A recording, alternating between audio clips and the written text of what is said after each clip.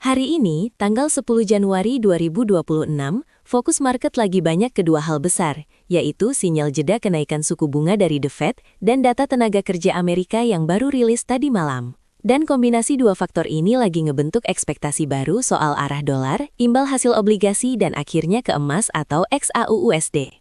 Ketika Bank Sentral mulai bicara soal jeda, market langsung baca itu sebagai potensi bunga puncak sudah dekat. Sementara dari sisi data, non-farm payroll yang hanya bertambah tipis dan pengangguran yang masih di kisaran 4, sekian persen, bikin pelaku pasar mikir ulang, apakah ekonomi Amerika bisa tahan lama dengan bunga tinggi? Di tengah campuran sinyal seperti ini, harga emas sempat bergerak agresif, tapi di sisi lain tekanan masih terasa dari dolar dan yield yang belum turun jauh. Jadi di video ini akan kita bedah alurnya pelan-pelan supaya teman-teman bisa lihat gambaran besarnya dulu sebelum masuk ke skenario buy dan skenario sell di XAUUSD. Sebelum mulai lebih dalam, perlu saya ingatkan dulu bahwa semua pembahasan di video ini tujuannya murni untuk edukasi dan analisa, bukan ajakan trading, bukan sinyal, dan bukan juga saran keuangan pribadi.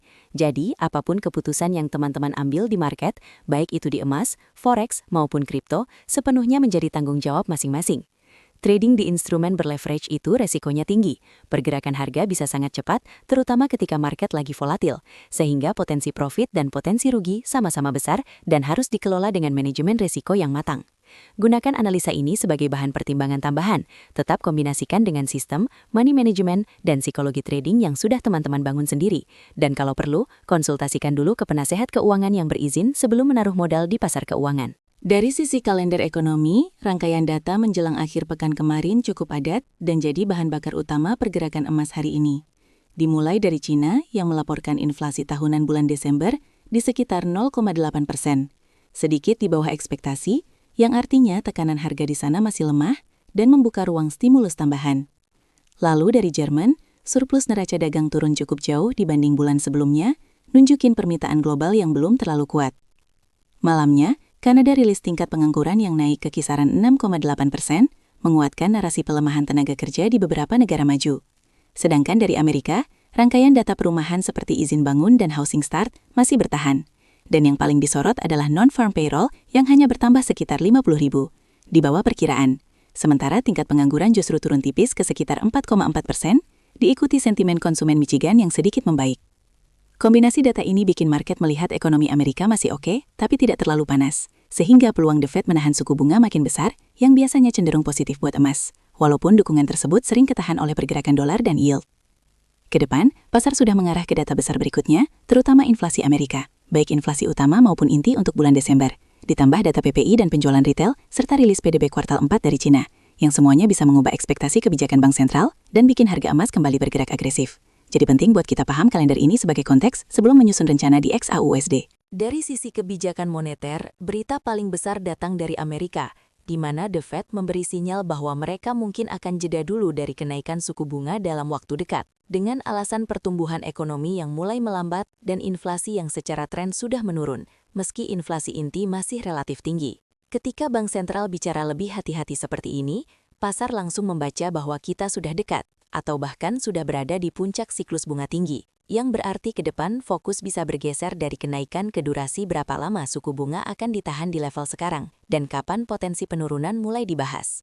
Untuk emas, lingkungan seperti ini biasanya mendukung, karena biaya peluang memegang emas tanpa imbal hasil mulai terasa lebih ringan dibanding saat bunga masih terus naik. Sehingga dari sisi jangka menengah, sering muncul dorongan beli setiap kali muncul tanda-tanda The Fed makin dovish. Di sisi lain, untuk kripto seperti Bitcoin dan Ethereum, sinyal jeda suku bunga juga sering dibaca sebagai kabar baik, karena likuiditas berpotensi lebih longgar, bikin investor lebih berani ambil resiko. Namun, untuk XAUUSD, efek paling terasa biasanya adalah berkurangnya tekanan jual ketika ada kekhawatiran perlambatan ekonomi, sehingga emas kembali dilirik sebagai aset lindung nilai, terutama kalau nanti data inflasi lanjutan tidak melonjak lagi. Dari Eropa, inflasi kawasan Euro dilaporkan melambat ke sekitar 4,1% secara tahunan, sedikit di bawah ekspektasi pasar yang mengira angkanya bakal di sekitar 4,3%.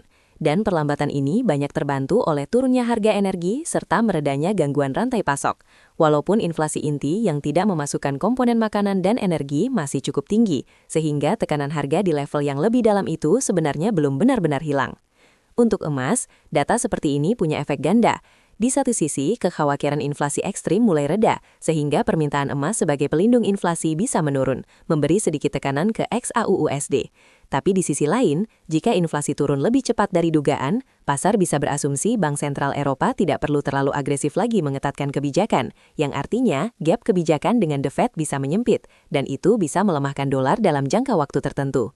Dikala ekspektasi pengetatan yang berkurang ini menguat, aset berisiko seperti saham dan kripto biasanya cenderung diuntungkan karena sentimen beralih ke mode lagi risk on, sementara emas seringkali bergerak lebih tenang atau bahkan terkoreksi dulu sebelum nanti kembali dilirik lagi kalau muncul ketidakpastian baru, baik dari sisi geopolitik maupun data ekonomi yang mengecewakan. Dari Cina, narasi yang berkembang adalah perlambatan pertumbuhan, dengan laporan PDB kuartal pertama yang hanya tumbuh sekitar 4%, di bawah ekspektasi pasar yang berharap di kisaran 4,5%, terutama karena konsumsi domestik yang masih lemah dan kebijakan pemerintah yang cenderung hati-hati beberapa waktu terakhir.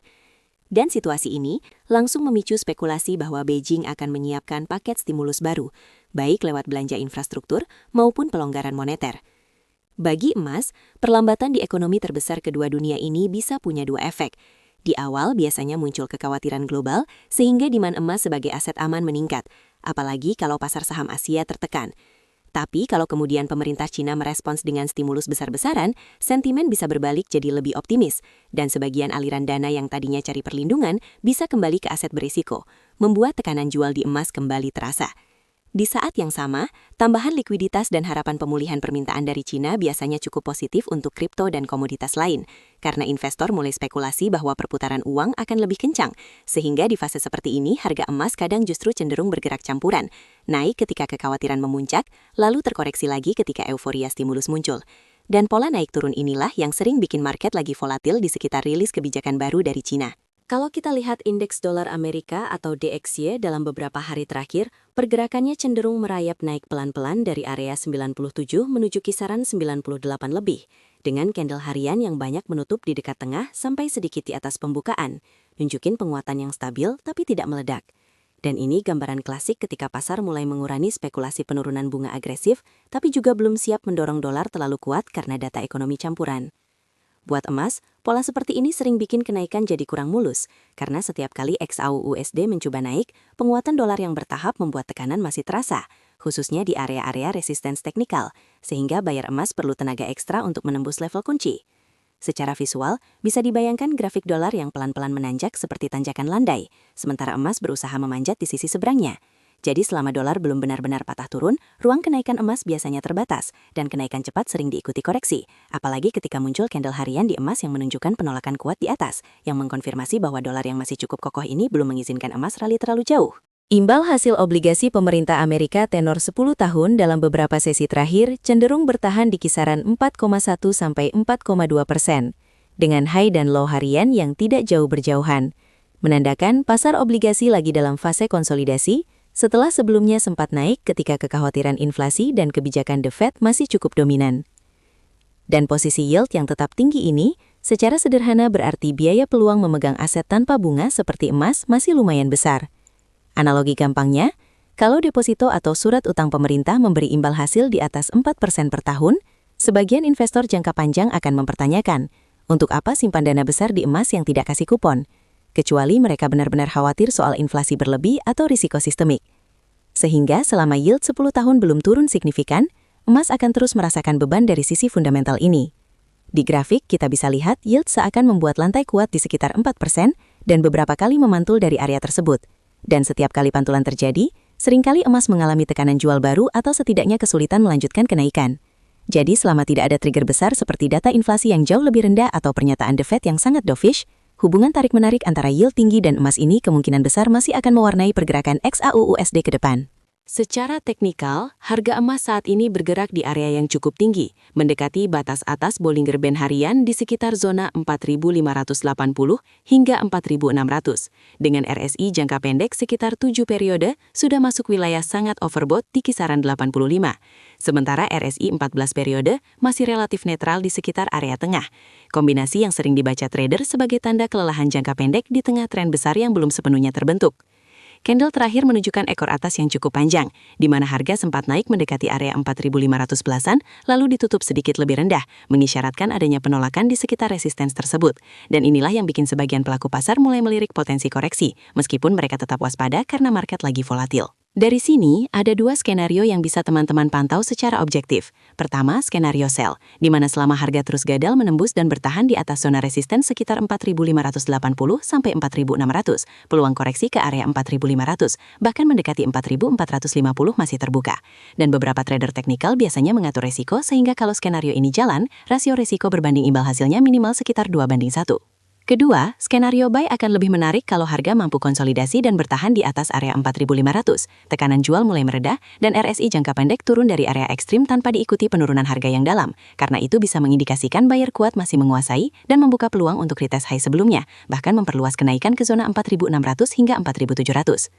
Yang perlu ditekankan, rencana ini hanyalah contoh cara membaca struktur market dengan menggabungkan level harga, indikator, dan bentuk candle, bukan ajakan untuk masuk market. Jadi silahkan disesuaikan dengan sistem teman-teman, gaya eksekusi masing-masing, dan kalau perlu kita akan bahas update pergerakan berikutnya lebih detail lagi di video selanjutnya. Sebagai penutup, sekali lagi saya ingatkan bahwa semua analisa, skenario buy dan skenario sell yang kita bahas di video ini hanya bertujuan sebagai bahan edukasi dan latihan cara membaca hubungan antara data ekonomi, berita makro dan pergerakan XAUUSD, bukan merupakan ajakan trading, bukan sinyal pasti, dan tidak menggantikan riset pribadi yang harus teman-teman lakukan sebelum mengambil keputusan di market.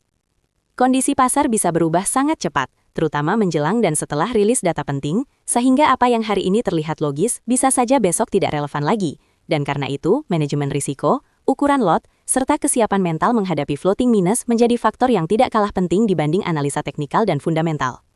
Keputusan untuk masuk, menahan, atau menutup transaksi sepenuhnya ada di tangan masing-masing trader.